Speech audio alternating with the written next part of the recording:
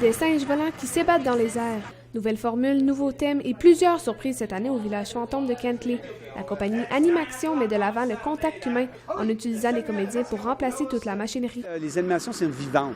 C'est qu'on a des gens plus que des accessoires. On a des costumes, c'est beau tout ça, mais ils vont jouer, ils vont chanter.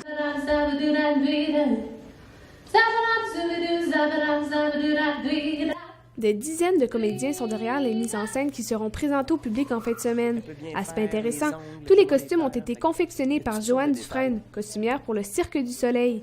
Elle crée les costumes pour permettre aux acteurs d'être plus réalistes dans leur rôle et d'aller chercher l'attention des visiteurs. Le jeu avec le public, là, je pense que c'est vraiment ça qui m'allume le plus là, dans mon travail. Là. Oui, moi aussi, c'est pas mal ça. Là. C'est le fait de...